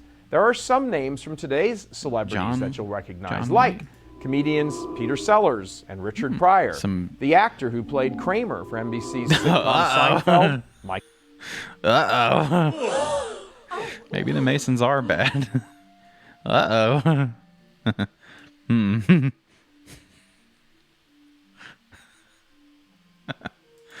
Maybe we don't. Maybe we don't like the Masons anymore. Richard Dreyfuss, founder of fast food giant Wendy's, the late Dave Thomas. Oh no, Senator and former presidential candidate Bob Dole, retired NFL quarterback John Elway, retired NBA center Shaquille O'Neal, Hey, and we like country this guy. musician Brad Paisley. This is just a tiny okay, I sampling guess. of the big names. Brad The Paisley. list goes on and on. He's a Today, Mason. the craft can be found all over the world. Craft. Masons boast You approximately should've 5 talked to about 6 Aleister million members Crowley. worldwide, and of those, around love the 2 background million here. are right here in the United Kramer, States. no. Now that you know a little bit about the history of Freemasonry, let's look at some of the rituals that you find in your average lodge and what they mean. Whoa. Imagine Shaq. He's got a big sword. One of the biggest problems with Freemasonry from the perspective of the Catholic Church is its rituals.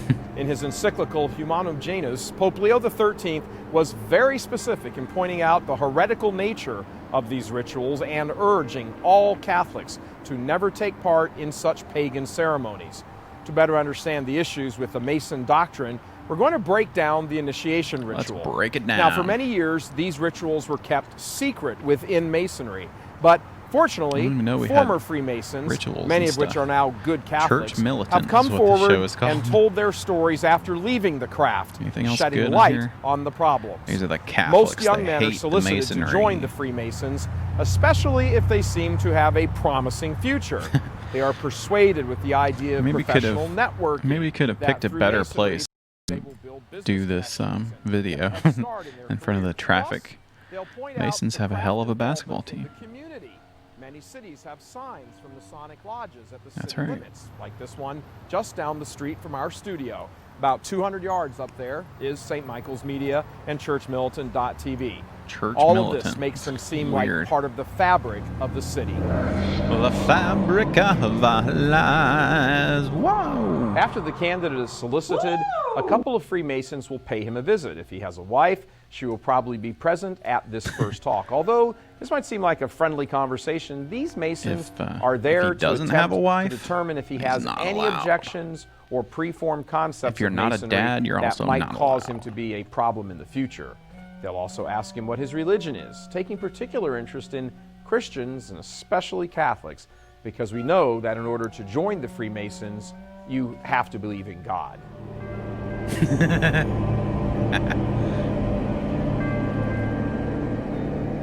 After that, the candidate is requested to go to the lodge and appear before the Master's Board, which is a board of 12 Master Masons that will determine if the candidate is suitable to join Freemasonry. The This Master's stuff is Board. also about getting the feel of the candidate, figuring out what he's about, and once Trying to again, think of something with seeing that. if he has any The negative Master's opinion Board. on the craft.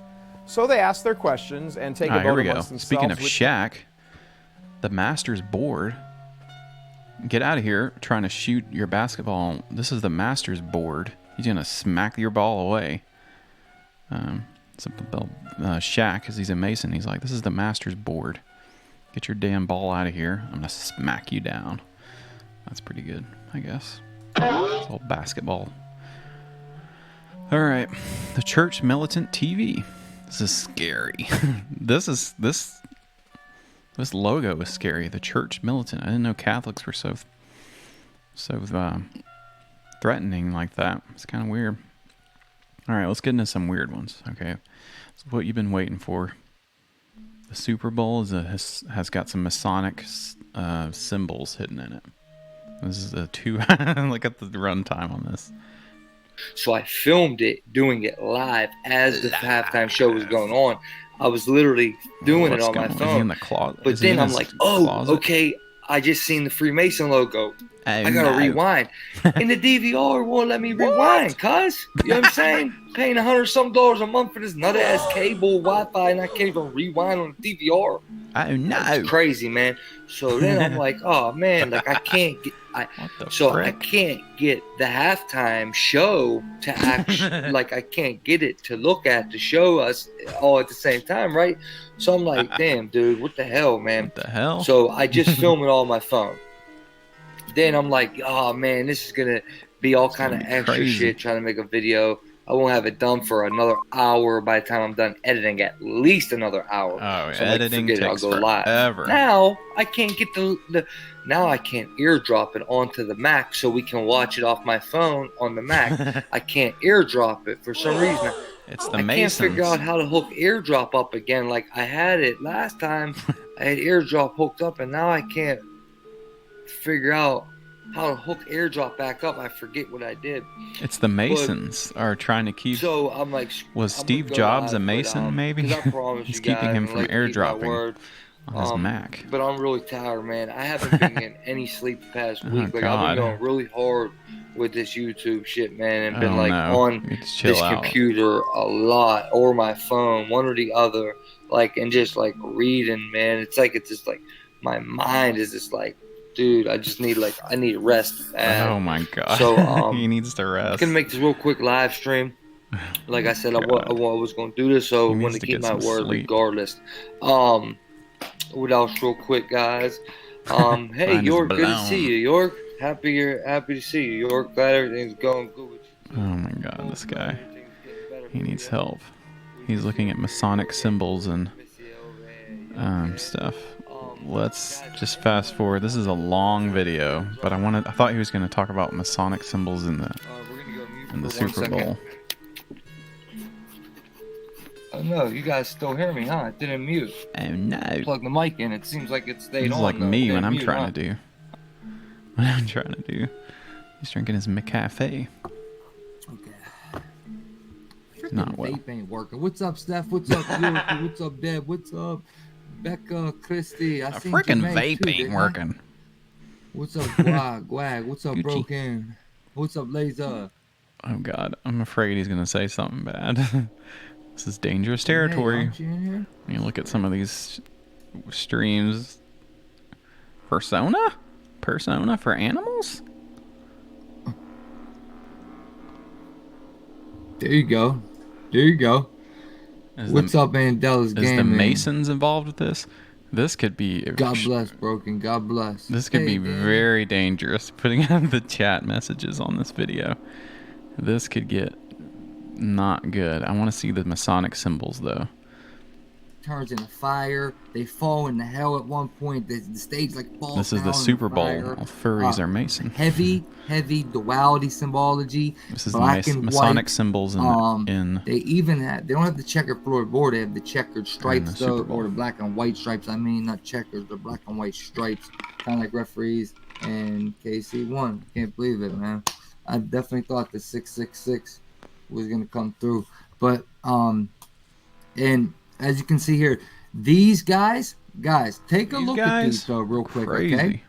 What do you see in these kids' cages, guys? If we get on top of this, what do you see? What?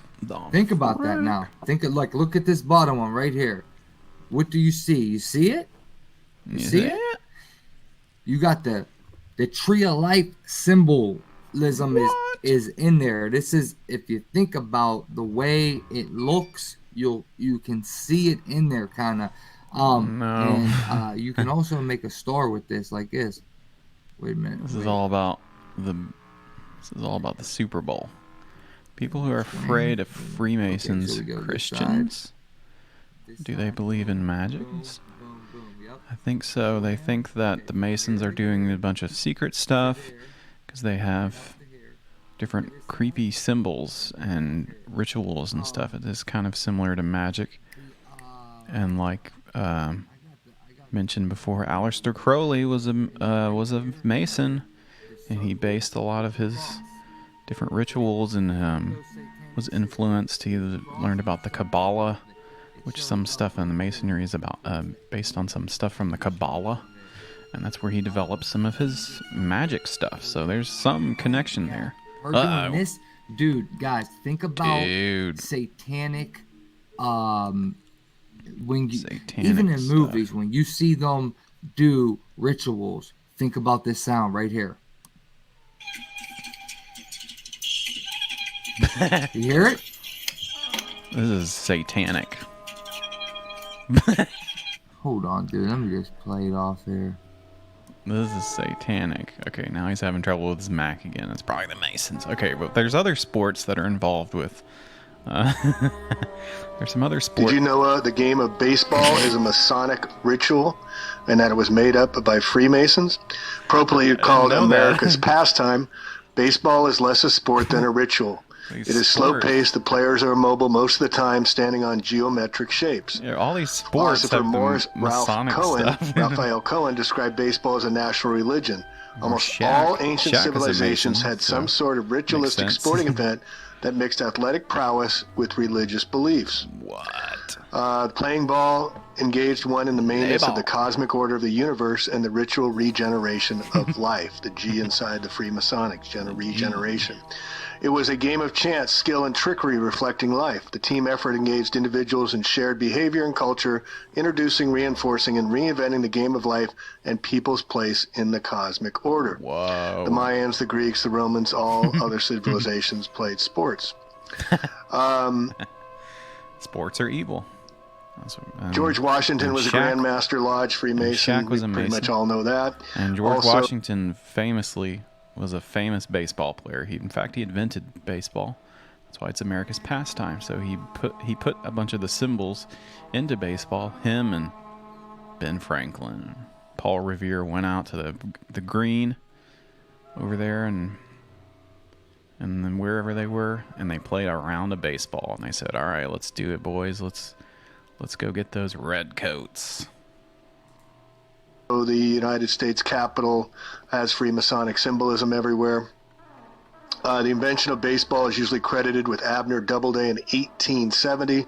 Doubleday was a United States Army officer and Union general in the American Civil War. After he retired, he became a prominent member of the Theosophical Society, an organization that researches the esoteric and the occult.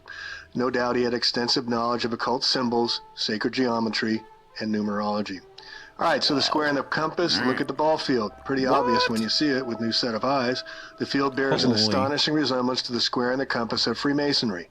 The field from home plate to the left and right field wall forms a compass.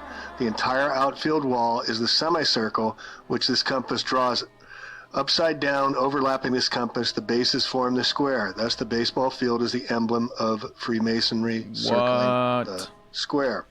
The checkerboard, you notice how they cut the lawns like a checkerboard? It's not by accident.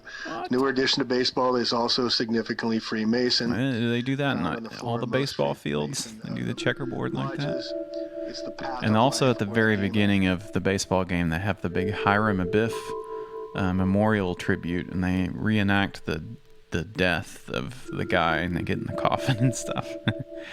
And they put the blindfold over you and all that. Baseball multiples of advisors of 9. You got a point. You get 3 strikes, 3 outs, 9 fielding positions, 9 innings, 27 outs per game, 81 homes games, and 81 games on the road, 162 games. Whoa. The 3 bases represent the 3 degrees of the Blue Lodge, and in order to score or succeed, the player must reach home plate, and in order to advance to further degrees. The sacrifice fly. The batter at home plate is actually the baiter, and like bait, as the batter hits the ball, the masses get hooked in excitement, just like magic, lend their intense energy and focus to the Kabbalistic ritual. Did you ever think about that? The magical ritual. Have we? Speaking of famous basketball players, have we looked into maybe Magic Johnson? Was a Mason too? Maybe that's something to look into.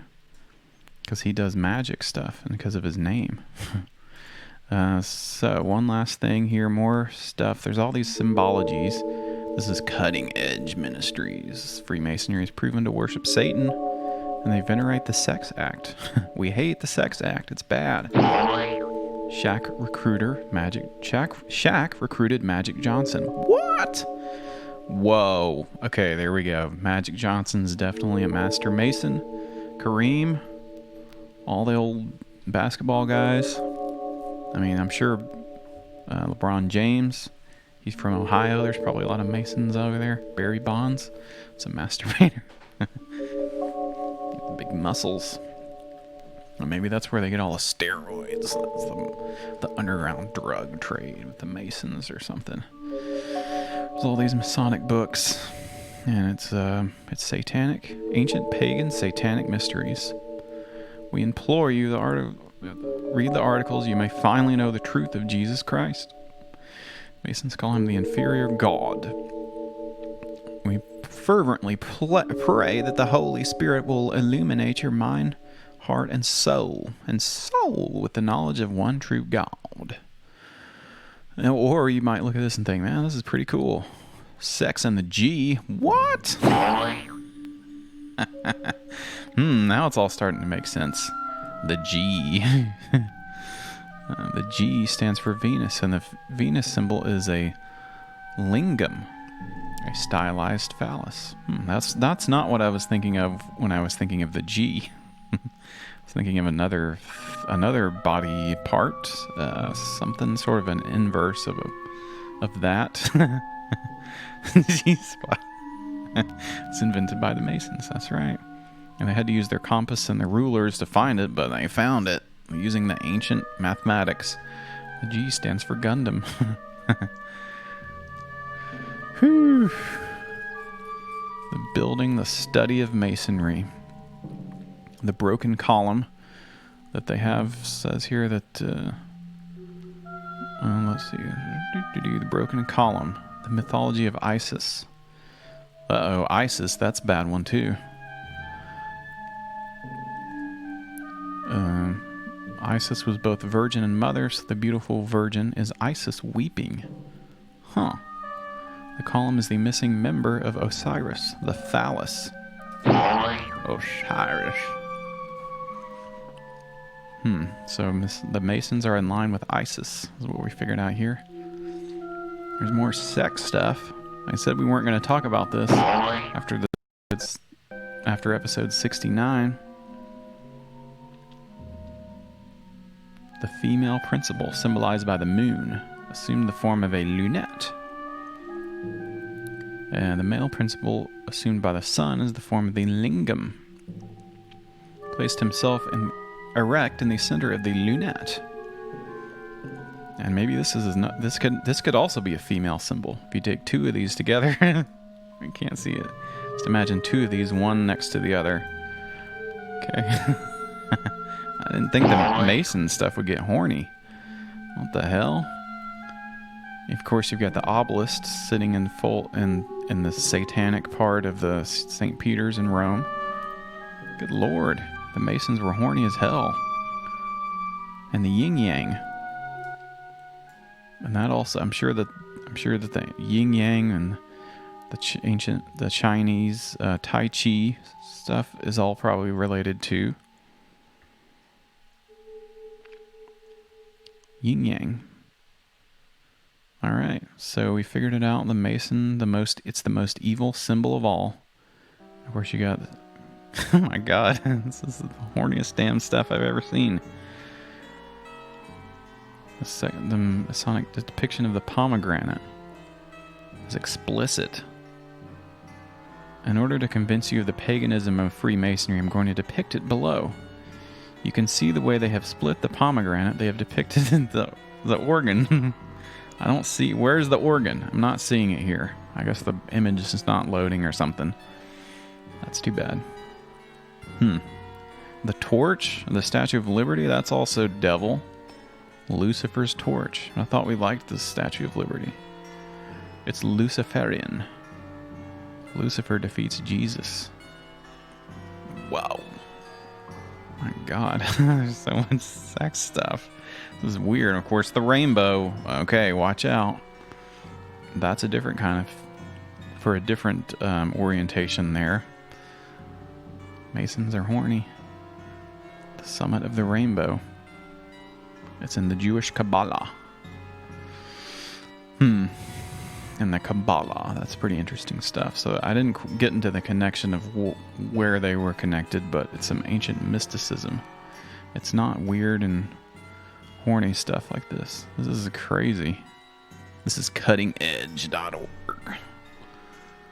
I want to see what cuttingedge.org looks like, and then we got to get out of here. Are we building the kingdom of God? We haven't done a lot of church stuff. Maybe we need to. Maybe we should do an episode about church stuff again. Because we're starting to get into some of the satanic stuff, and we got to get out of that. It's dangerous. Okay? Oh, God damn it. No more occult stuff. And there's the Summer Triangle. There's more symbols. Gnostic Warrior and all this. There's the Star of David. And, you know, all the stuff I said earlier about the Masons and the Nazis, and whew, it's crazy. It's crazy. Alright, that's enough creepy stuff. We've creeped everyone out. So now you can go talk to your dads. Now that we've creeped everyone out, you can go talk to your dad about Masonry. Dad? What are the Masons about? Tell me all about the Masonry. Did you know the game of baseball is a Masonic ritual? And that Dad, tell me about baseball and the Masons, like you all used to do on the old ball field. Anyway, this has been a fun show. It's been weird. We've learned all kinds of stuff. Gonna tell my dad Shaq is a Mason, and he's slam dunking. He has the master board here, and he says, "Get out of here, and I'll slap your crap out of here." It's been a fun show today. We learned about Masons and the devil and some of the good stuff and some of the weird stuff. So thanks for watching. You can check us out on Patreon.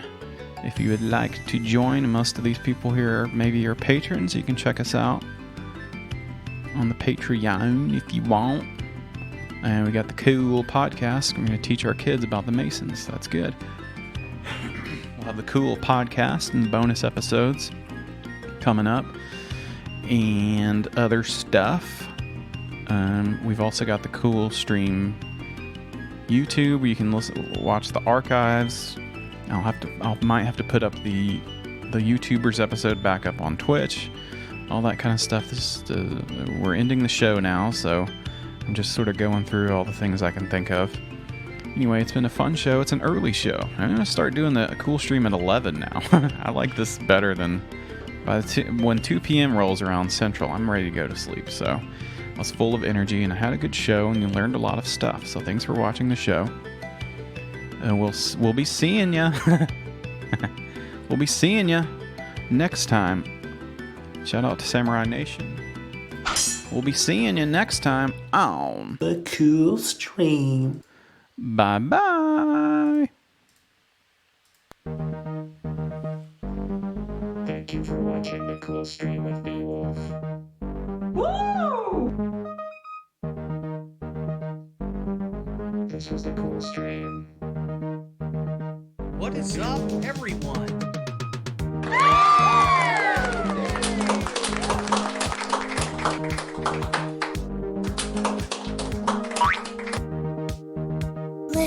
Stay cool, everybody. Oh, yeah!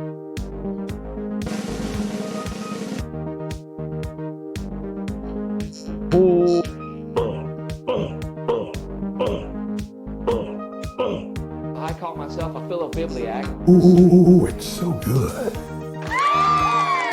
The Cool Stream. You best better back off. I'm getting pissed. That is crazy. Oh my word. You actually know what the fuck you're doing. Check out the games on that bus. Oh, yeah! Look at that. Wow.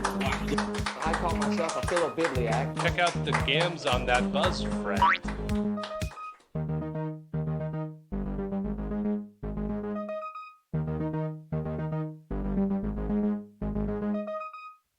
Did you know the game of baseball is a Masonic ritual and that it was made up by Freemasons?